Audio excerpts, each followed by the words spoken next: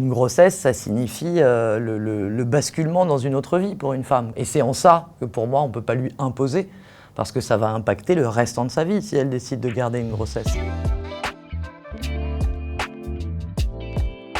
Je m'appelle Léonie, j'ai 47 ans, je suis mère de 4 enfants. Je suis moi-même née en janvier 1975, date du vote de la loi pour l'IVG en France.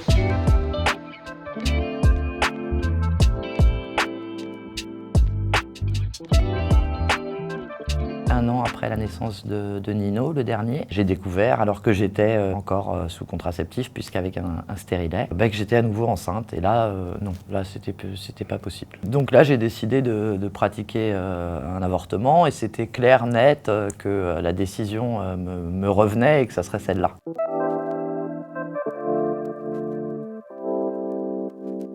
En 2006, quand je l'apprends tardivement en plus, parce qu'effectivement, étant contraceptée, on s'y attend pas en fait, donc des fois on a des retards de règles, des choses comme ça, on s'inquiète pas plus que ça. Et donc je me rends compte que je suis enceinte à peine 2 semaines du délai légal. Ça a été programmé du coup pile 1 semaine après. Mais j'étais, je crois, à 3-4 jours du coup du délai légal.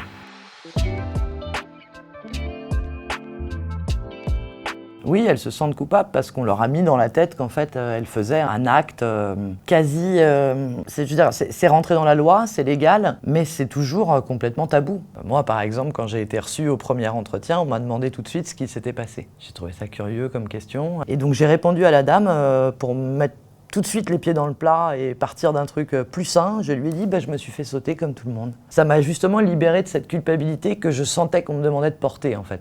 Moi, j'étais sûre de mon acte et je sentais qu'on me regardait avec des yeux de mais tu peux pas faire une IVG avec autant de légèreté. Donc elle a ri un peu d'elle-même en me disant oui, je suis désolée, peut-être que ma question était mal posée. Je lui dis oui, je trouve ça curieux quand même d'aborder les choses de cette façon-là, parce que c'est des choses qu'on fait à deux et c'est nous qui sommes toujours confrontés à devoir justifier pourquoi, comment, j'avais pris mes dispositions et je devrais même pas avoir en fait à le verbaliser. C'est-à-dire que j'ai pas choisi de naître avec un utérus qui se remplit quand un ovule a décidé d'être fécondé. J'ai pas maîtrise sur tout ça. J'étais dans mes droits et je tenais à le rappeler. Une grossesse, ça signifie le basculement dans une autre vie pour une femme. Et c'est en ça que pour moi, on peut pas lui imposer, parce que ça va impacter le restant de sa vie si elle décide de garder une grossesse. Ça se passe dans le corps, mais ça se passe aussi dans la tête. Si on n'est pas capable d'investir cette grossesse, de se projeter, est-ce qu'on ne va pas foutre en l'air la vie d'un enfant? Et d'ailleurs, la loi le dit, c'est-à-dire que la loi punit autant le fait d'obliger une femme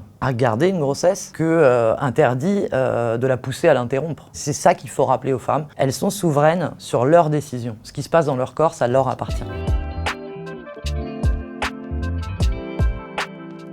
Choisir ces mots de traumatisme, c'est pas anodin du tout, c'est-à-dire c'est ce qu'on veut mettre dans l'opinion publique. Quand vous cherchez de l'information sur Internet, sur l'IVG, il faut vraiment aller sur les sites officiels. Maintenant, le gouvernement a payé Google pour être référencé en premier ivg.gouv.fr pour donner une information claire et précise sur le droit à l'IVG. Il y a d'autres sites, je ne les citerai pas, mais qui se servent pratiquement du même nom en changeant juste le .net, voilà, tenus par des gens qui sont contre l'avortement. Alors je refuse qu'on les appelle les pro-life, parce que ces gens-là ne sont pas pour la vie s'ils empêchent les femmes de décider de la leur, qui en fait alpaguent un peu les jeunes filles ou les femmes éloignées de toute information sur ces sujets-là, pour les culpabiliser en fait, pour leur dire mais vous savez, vous allez vers une IVG, j'entends bien, mais peut-être qu'on pourrait vous aider. Ce qui est mis beaucoup en avant chez les jeunes, c'est notamment l'accouchement sous X, en leur disant si vous pouvez pas l'élever, vous pouvez toujours le mettre au monde et puis le confier à des familles qui attendent. Ça joue sur des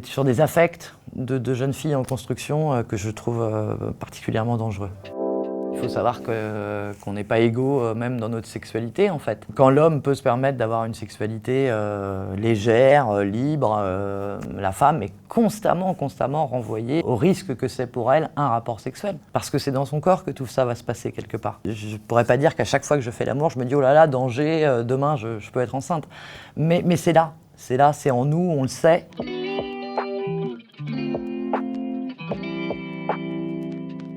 Mon fils va à l'école avec un t-shirt qu'on avait imprimé pour une manifestation à Saint-Nazaire, où il y a marqué dessus « Dieu merci, j'ai pu avorter » et je trouve que c'est trop la classe.